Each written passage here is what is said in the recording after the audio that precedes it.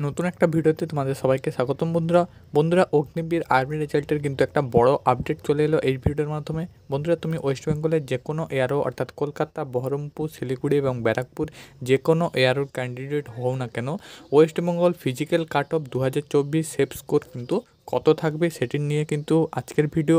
তার সাথে সাথে রেজাল্ট কিন্তু অ্যাকচুয়ালি কোন ডেটে প্রকাশিত হবে তার কিন্তু একটা আনুমানিক বলে দেবো এই ভিডিওর মাধ্যমে। আমাদের ইউটিউব চ্যানেলে যদি নতুন হয়ে থাকো অবশ্যই ইউটিউব চ্যানেলটি সাবস্ক্রাইব করবে।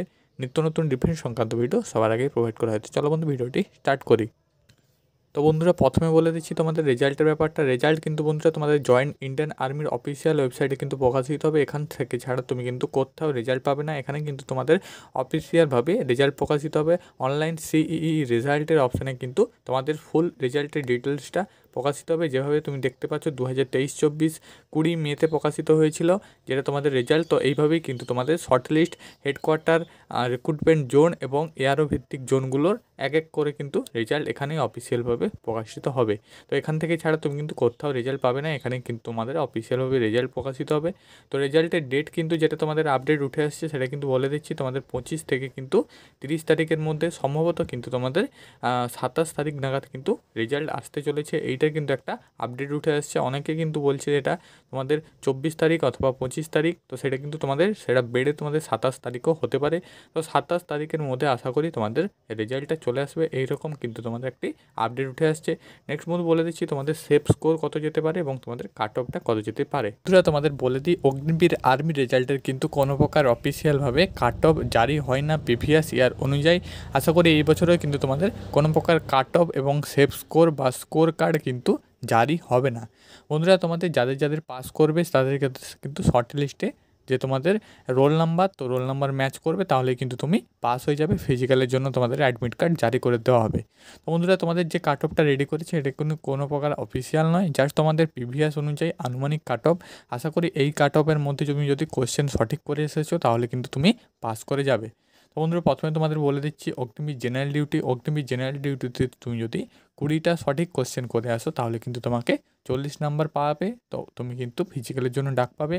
অগ্নিবীর টিডিএনের কিন্তু দুটি পোস্ট, টিডিএন 10 পাস 8 পাস। তো টিডিএন 10 পাসের উপরে তুমি যদি 25টি কোশ্চেন সঠিক করে আসো সেক্ষেত্রে কিন্তু তুমি 50 নাম্বার পাচ্ছ, তোমাকে কিন্তু পাস করিয়ে দেওয়া হবে।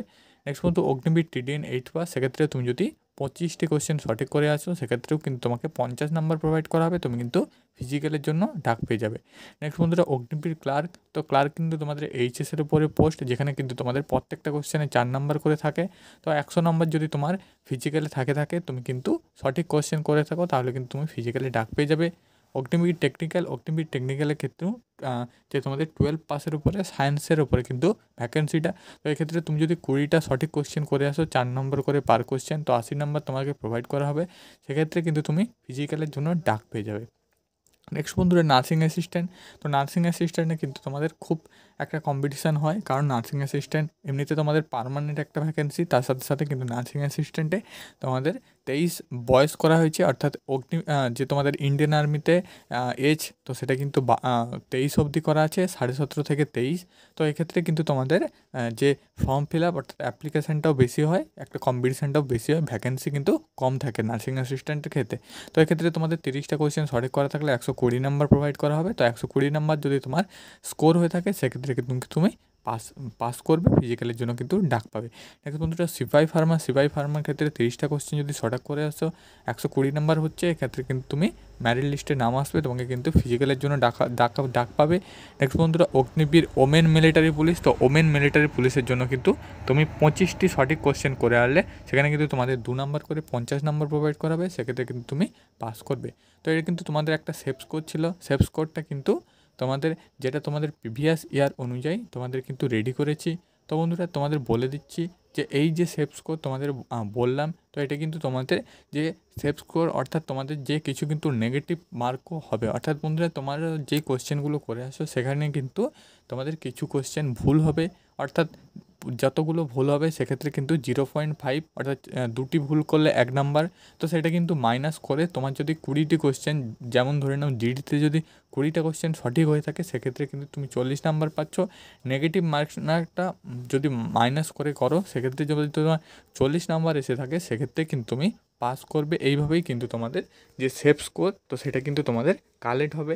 আর বন্ধুরা তোমাদের কিন্তু কোনো প্রকার অফিসিয়াল সেফ স্কোর বলে না ইন্ডিয়ান আর্মির তরফ থেকে, এবং কাট অফ কিন্তু বলে না। জাস্ট তোমাদের যাদের তোমরা ভালো কোশ্চেন করে আসবে তোমাদের কিন্তু স্কোর যে তোমাদের ভালো হবে তারাই কিন্তু শুধুমাত্র ফিজিক্যালে ডাক পাবে, তারাই কিন্তু অ্যাডমিট কার্ড পাবে এবং তাদের কিন্তু ফিজিক্যাল শুরু হবে। তো এটা কিন্তু তোমাদের একদম অফিসিয়াল বলে দিলাম। তো এটা কিন্তু তোমাদের আপডেট উঠে আসছিলো, তোমরা কিন্তু অনেকেই কমেন্ট করছিলে যে তোমাদের safe score cut off score কিন্তু কত যেতে পারে। তো এটা কিন্তু তোমাদের বলে দিলাম। আশা করি তোমাদের এই ভিডিও থেকে হেল্পফুল হয়েছে। যদি হেল্পফুল হয়ে থাকে অবশ্যই চ্যানেলটি সাবস্ক্রাইব করবে। নেক্সট বন্ধুরা তোমাদের এরকম যে আপডেট ভিডিওগুলো তো সেগুলোও তোমাদের নিয়ে আসবো। নেক্সট বন্ধুরা তোমাদের আরেকটা আপডেট দিয়ে দিই।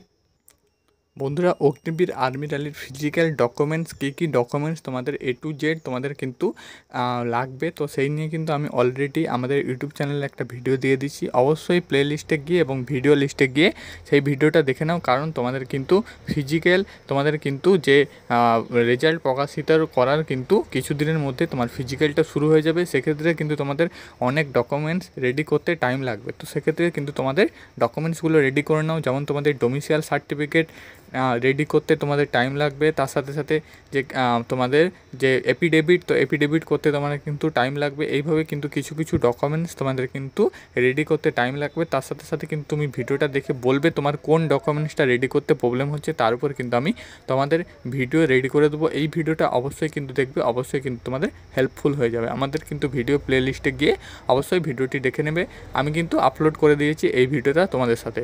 বন্ধুরা আজকের ভিডিও এটুকুই, আশা করি তোমাদের বোঝাতে পেরেছি। ভিডিওটি যদি ভালো লেগে থাকে অবশ্যই চ্যানেলটি সাবস্ক্রাইব করবে। নেক্সট ভিডিও খুব শীঘ্রই আসছে।